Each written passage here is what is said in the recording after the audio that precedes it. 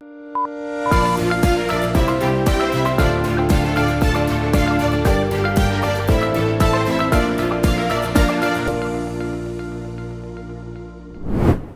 everyone. I'm Ashanti. Recently, Advocata Institute hosted a conference titled Housing for All, the Role of Competition Policy in Construction. This event featured a double panel session and was based on the study of the impact of anti competitive trade practices in the construction industry on housing for the urban poor in South Asia. The study was a regional one, and the Indian case study was conducted by Anu and her team from CPPR. Anu is also a panelist at this event, and she's been kind enough to come on this discussion with me. Thank you so much for joining us here today. Thank you, Shanti. Thank you so much. So before we begin, I'd like you to tell me just a little bit about yourself, right? And what led you to really do this study? Right. So let me introduce myself as Anu Anajo, and right now I am the Senior Associate Research at Center for Public Policy Research. We are a think tank in the southern part of India. It's Kochi. So it was a study by the team CPPR. And I am a graduate in economics, master's in environmental economics, specialized in environmental economics. And also in CPPR, I am doing multiple projects with respect to education, business laws, and e-cigarette. So there are various kind of projects we do. In my economics background helped me with the anti-competitive practices because we have learned it in concepts and theory, and it was interesting to find out what is behind all of this. So yeah. So it sounds like you had a lot of experience. Did you do anything like this before, like in this particular area, like construction? No, real estate? construction was fairly new to me. Okay. I was not familiar with the construction sector at all. Okay. Rather than Kerala as a place where you see a lot of houses, individual houses coming up every now and then, and construction is one of the important activity in the state as well. Okay. But other than that, nothing. The more nitty-gritties or the detailing of it, or what goes in, and that was a fairly new concept. Yeah. Okay. All right. So let's just jump into the discussion now, right? So the shortage of affordable housing is an issue that all of the countries in this region face, right? I know we do, and I'm assuming you have it as well. So can I first ask, how severe is this issue? So, with respect to India, when you talk about anything severe, you will have to take into account of the population of India. India is one of the most populated country in the world, and our urban statistics or urban poor statistics shows that it is on a rise, and the people who are migrating from rural to urban is also on a rise. So it is going to stress the entire system. Yeah. Either your urban center should grow, Yeah. or the development should reach the rural areas. Yeah. But it is a phenomena world over that there is a rising trend of migration. So with respect to migration, when we're talking about people coming over, and there's overpopulated cities, so we have Mumbai, Delhi, which you might have heard as one of the most populous cities in the world. Yes. Yes. If you take an aerial view itself, you can see how congested the whole city is. Okay. So there is a visible demand, and UN estimates have also pointed out that 35% of the urban population is living in substandard housing. Okay. That translates to millions of people. Yeah. Yeah. So that is what the shortage of housing looks like. Okay.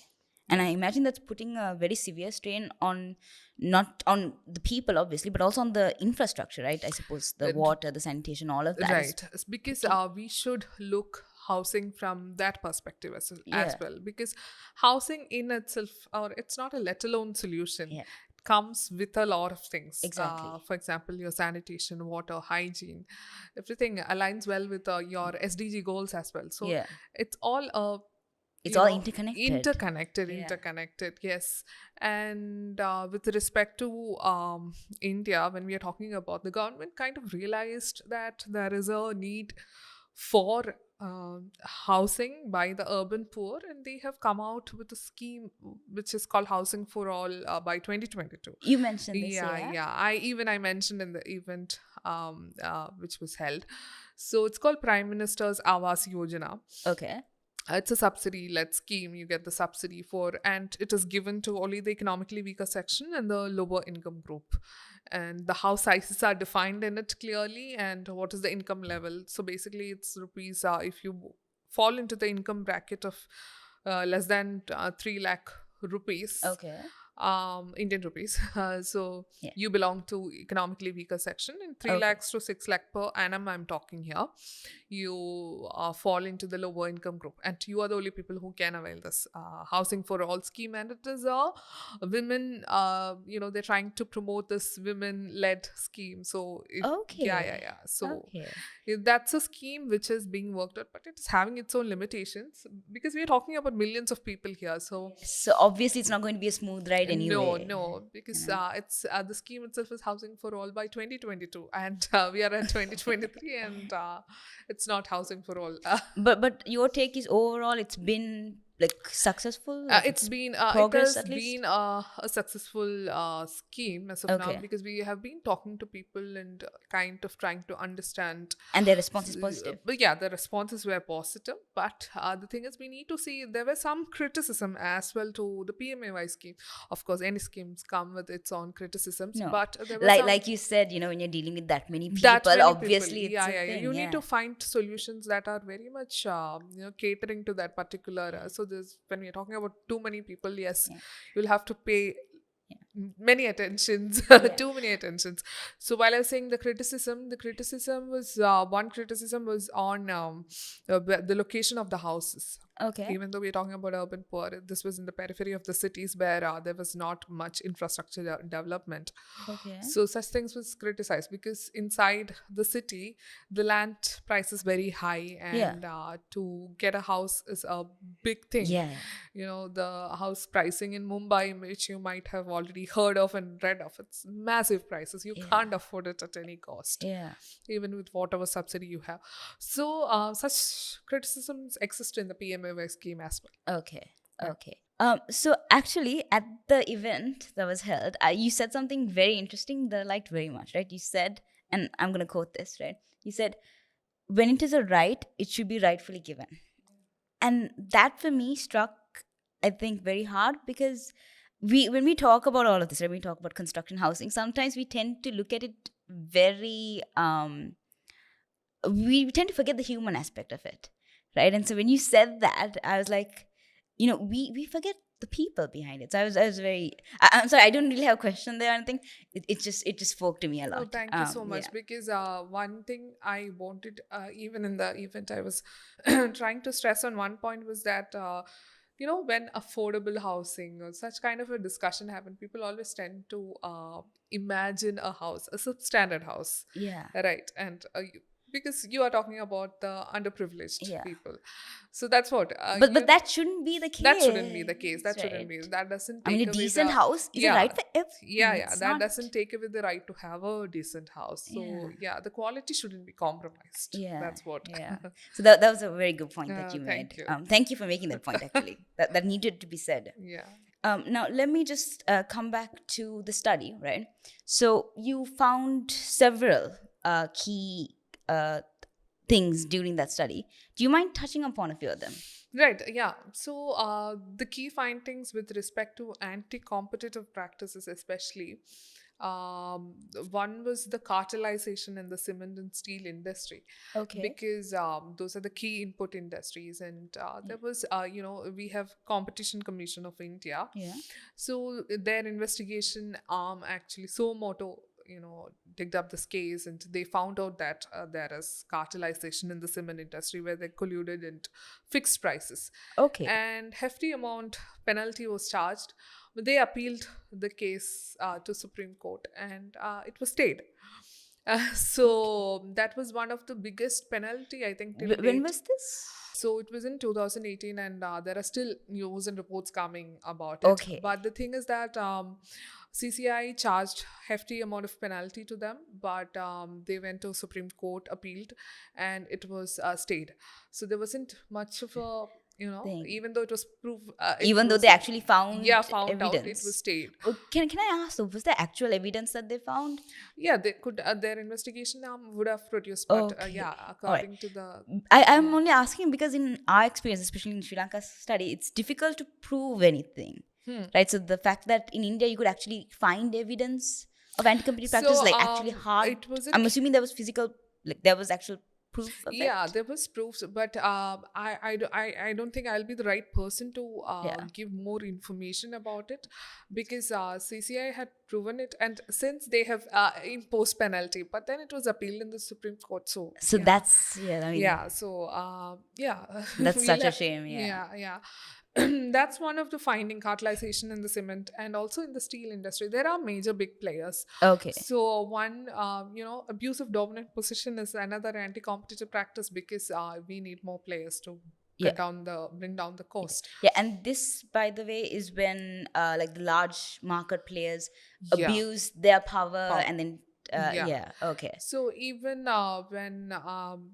when we come to the affordable housing sector, despite being such a huge demand, only 17% investors are there in the market right now in the affordable housing sector. So even if you look into the statistics and even if you look into the players, they're all big players. Because Okay. to navigate this market, which is a very cost sensitive, you need a high capital. It's a very capital intensive and also cost sensitive affordable housing sector, because the profit margin is fairly low. It's 7 to 8%, and For the affordable housing. yeah, for the market, yeah. affordable housing. So the players are minimal. So one thing is that there are no new market entrants. Okay. So that is also kind of anti-competitive if we look into it. Can I ask why Yeah. exactly? Is it like just high barriers to entry, or Yeah. is it that the existing players are actually taking steps to sort of? No. So the interesting fact is that it is not that they are blocking new market entrance into the market altogether, but the system which we have evolved, like your regulatory barriers and regulatory barriers. When I say that, there is excessive regulation in any business you do, right? Yeah.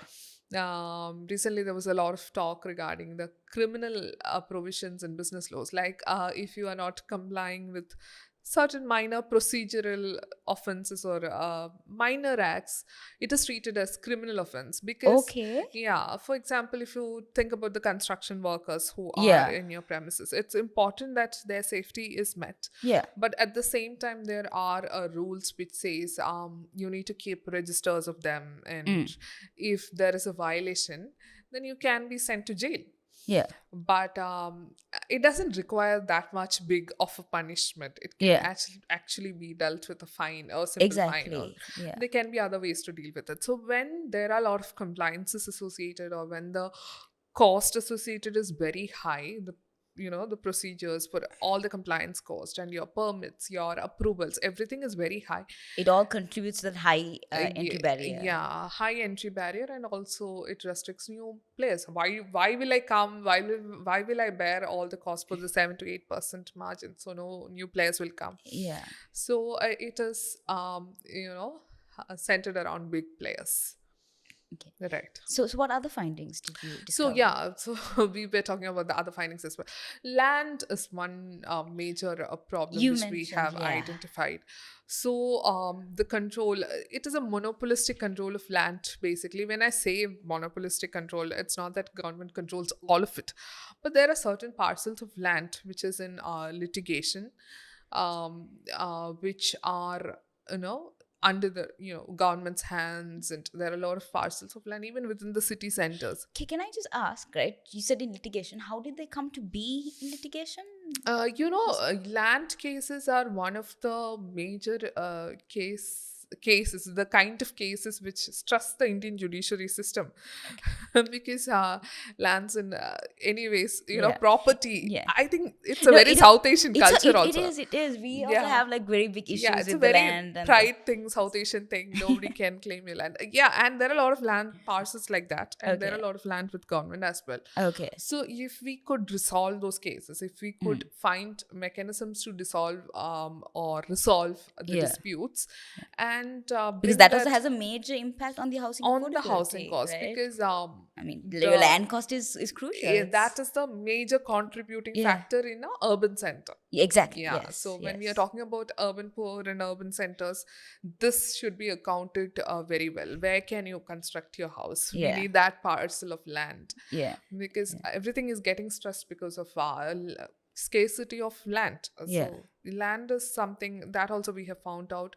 So one of the other finding was that in India we have low floor space index and floor area ratio. So all of this are like what will be the within the given land, how much your building can go up, Okay. Like how many much floors you can have, basically. floors you can have, what is the Okay. volume you can occupy, and all that. Okay. So all these are different kind of technical Technical. aspects. Yeah. But the thing is that in India it's very low compared to other countries, but in Singapore and all it's very high. Mm. So what happens, why this decision, usually why people keep it low, why the good officials keep it low, is that they don't want to increase the density and density of a building and density of that locality by building too many flats in a High rises and particular stuff. parcel of land, Yeah. because you will have less vehicle, because assuming the fact that everyone is having a vehicle and it causes You'll have a less lot traffic. more. Yeah. But that's not the case with low rise buildings or normal size So, buildings. so that's pretty ironic, right? Yeah, you have too much traffic in the road. Yeah. So the solution to the problem is not to keep your building heights low, Yeah. but you'd imagine that this like solution would be to raise the building heights, like the number of floors, and that would. yeah, that is one thing. And the solution to reduce the traffic congestion is basically to introduce more public transport Yeah. system in the road, like Yeah. introduce Improve more public public transport. buses, Yeah. so that there is more last mile connectivity, and people Ye- can this development associated. Yeah. So I think yeah, and also being said that India is a very India's characteristics varies from state to state and also city to city. Okay. So And that's a factor. Now that also strikes me particularly hard, because as a small country, we don't have that issue. yeah, But yeah, for yeah. y'all, the characteristics are very different. Yes, very much, very right? much. If you travel from south to north, for good example, take a state and then travel from south to north to that particular state, you can see the difference. Like within the within the state. state. So the Okay. characteristic of urban centers are very different. The economic activities are different. Wait, can I ask? So when you did this particular study, like, did you focus only on Kerala? Or? Not on Kerala. We Oh, sorry. looked into from a all India perspective, but Okay. a common perspective. But Okay. I think it would require multiple advocata studies to complete an I all imagine, state India study. I think it requires, and I think it should be done also. You to understand what happens in various urban centers, Yeah. what happens with respect to construction, affordability. Because of they might not houses. all have the exact same issues. No, right? they might not have the same issue, and even if they have the same issue, the solution might not be the same as well. Exactly. So right. that requires and demands studies and more data driven and evidence backed studies. Okay. Yeah. Okay. Now coming back to the key findings, right? Hmm. You mentioned the low flow to space Yes, index. index. Yes. Yeah. What other findings did you?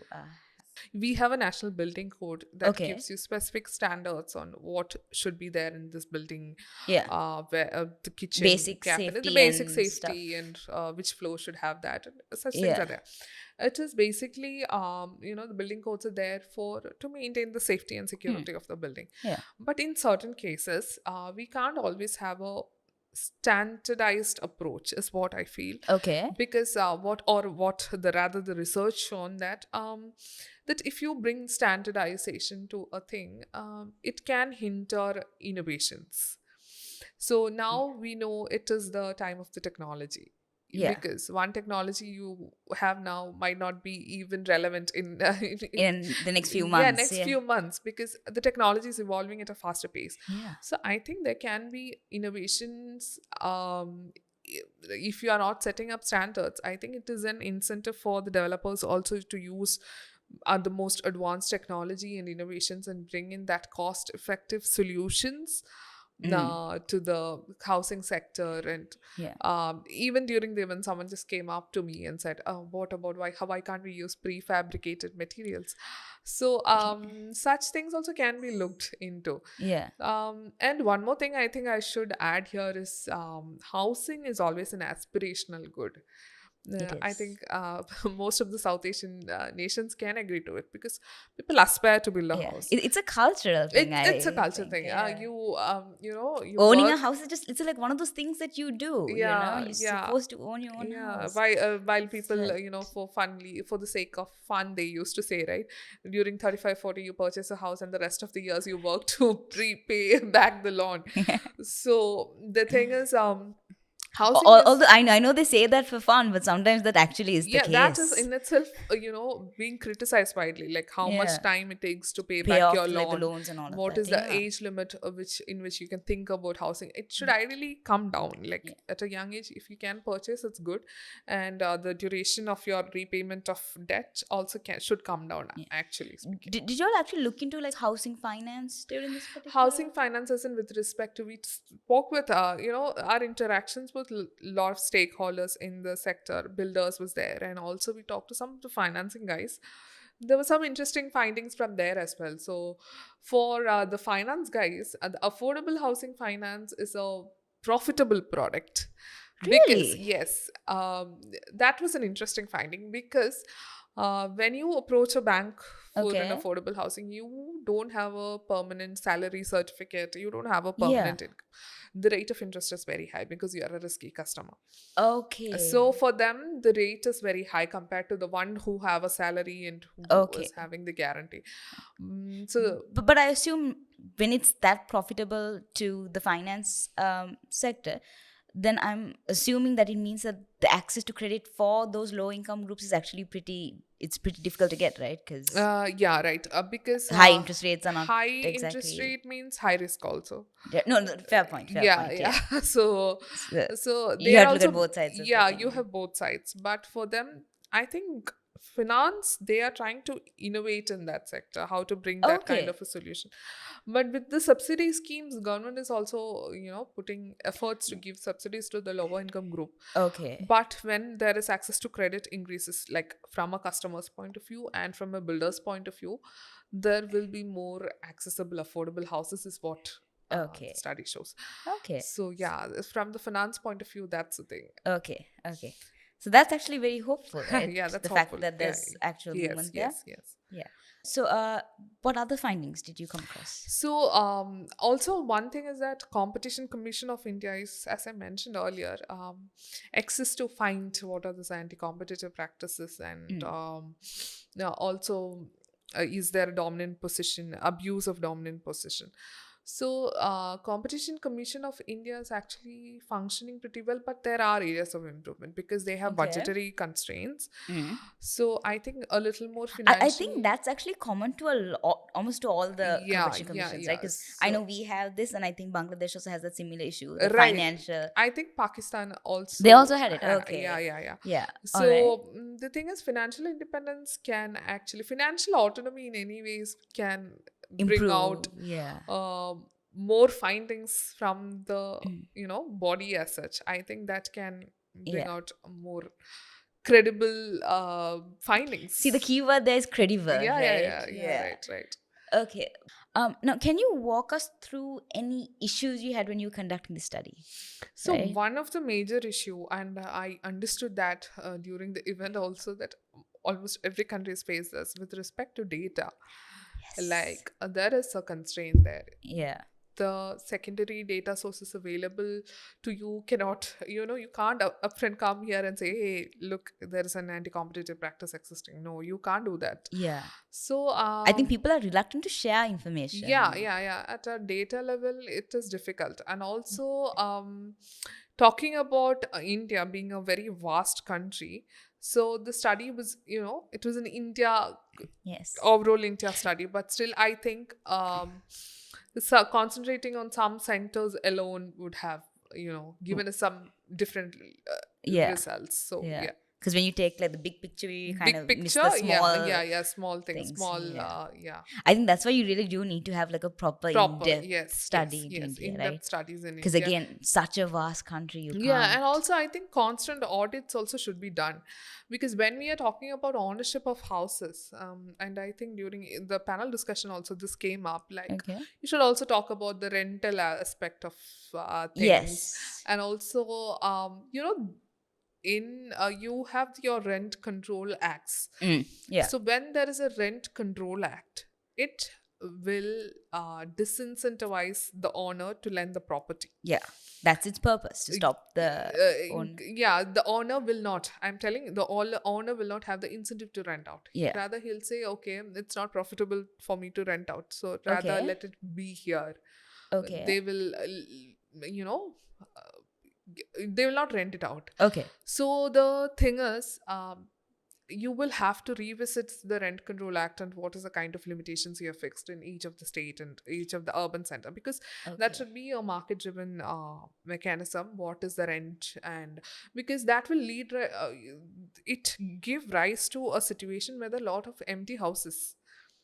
Okay. Yeah, there are a lot of empty houses, and again, you are reducing the supply, Yeah, which exactly. will, that is going to stress your cost as well. Oh, If you go around India, you can see one interesting phenomenon is that in the urban centers, especially, there are a lot of flats lying idle.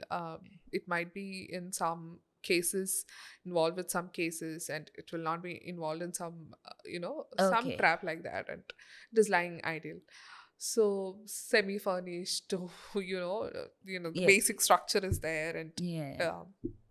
I think such audits should be done Yeah. to understand how many are lying vacant and what can be done. Yeah. Because Because that could be utilized better, right? that You can be could. utilized, because there are flats lying for more than 10 years, 15 years, 20 years. Ah. So the thing is, we might actually, when you look around, there might be solutions to it, but you will have to look around. Yeah. So Yeah. that So is that's how. also an area that's worth exploring, Yeah, actually. yeah. Because we are talking about building, more building coming up Yeah. to more supply. So, what is the existing supply? What is the existing right amount of houses right now available? So, you need to get a right. Get like an accurate idea Yeah, of. the audit should be done, and also Yeah. with respect to the PMAY scheme, wherein they have distributed This affordable. is the government housing scheme. Yeah, the government housing scheme, housing for all scheme. Yeah. So even in that scheme, I think there should be proper audits with respect to what happened to these houses who are availing the benefits, because we sometimes beneficiaries, it will not go to the right people. Ah. There are cases wherein people claim it even though it doesn't belong to whatever their definition says. Okay. So they find loopholes in anything. People Yeah. are very smart like that. Yeah. Yeah. So I think I that suppose those kinds of things anyway do happen with that's not an uncommon issue, is it? that is not uncommon at all, because in a country like India, where there are too many people availing different kind of schemes, Yeah. and your urban, most of them are operated through your urban local bodies, and Yeah. such things tend to happen. Yeah. But I think audit mechanisms can in a way solve them. Yeah. Exactly. So during the course of your study, right, you made several policy recommendations. Do you mind walking us through those? And also, do you mind sort of how to say this? Not so much ranking as just letting us know what you think is most likely to actually be implemented, right? Because the thing with policy reforms, right, is not all of them will be implemented, right? There's political factors at play. There's socioeconomic factors, and so not all of the policy recommendations will actually be put into effect. So just walk us through that and then tell me what you think. Yeah, sure. Yeah? So I think some of the recommendations I've already touched upon during discussing the limitations. But other than that, I think no, when you are entering into a business, for example, like a construction activity, if you want to be a builder or a realtor, the thing is, you don't have a consolidated set of information on what are the laws you will have to follow, what are the Okay. complications you are getting into, what are the compliances you need to follow. So I think a Is single that intentional or is that just the way it is? It is a bit complicated, I would say. Okay. So I think something we can try for is a single window clearance system at Okay. a single window. And there are, I So- think Government of India wants to implement single window clearance system. So Yeah. here and there you can read about it. And Okay, so when you say single window clearance system, you mean like just elaborate on that a bit? a single window clearance system, if you want to build a house or a apartment complex,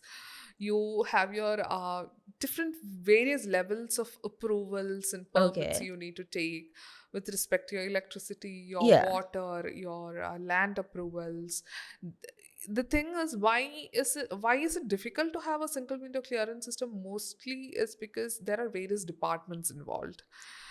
Okay, so streamlining all of that is a bit Yeah, so complicated. they generally it happens like if when you go to a government department, they just say this doesn't belong to this department, you'll have to go there.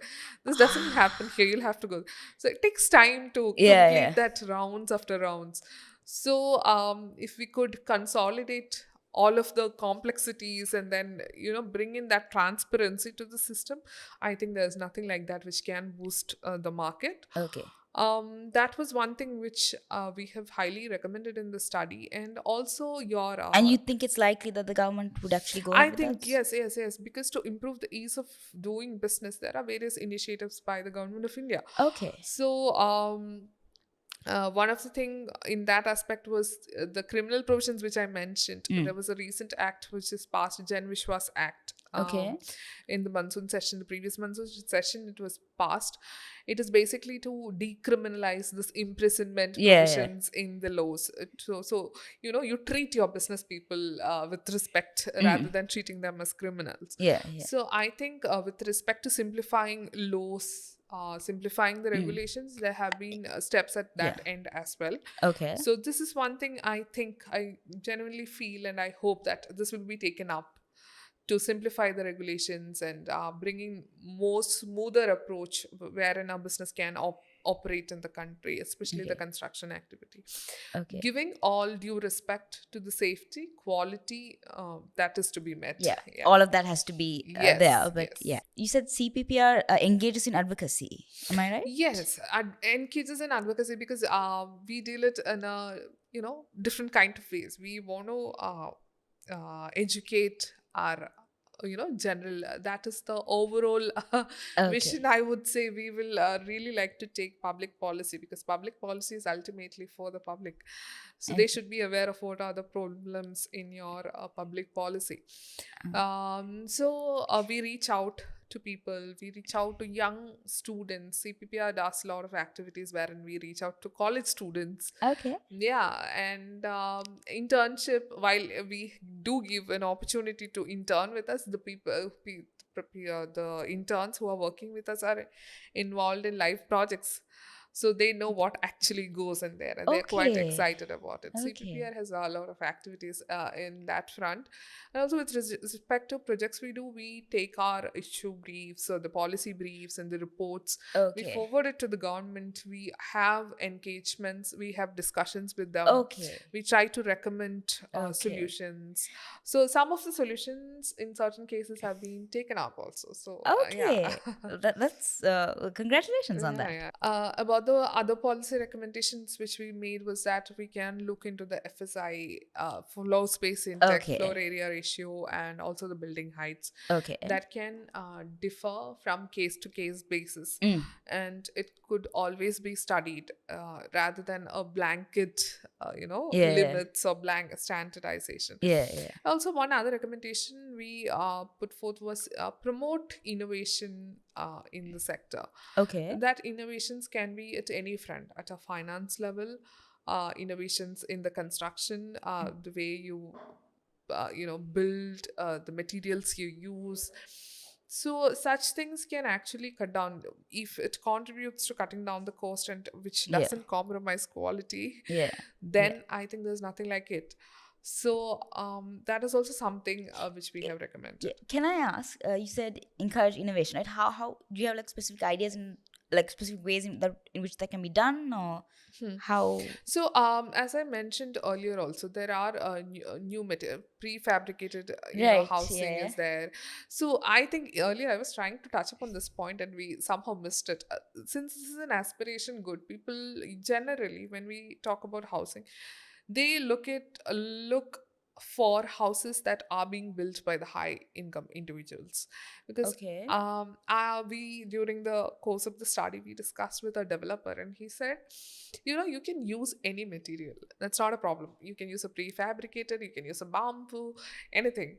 But to satisfy the lower income group or the economically weaker section who always wants to look or build houses which are very similar, because that gives them the guarantee that this is a quality House. house. Okay. If you're using your the bricks, the cement, Okay. the steels, so that gives them the surety that a higher income person is staying in that house, so it's a Therefore, it must be a good good house. quality house. Yeah.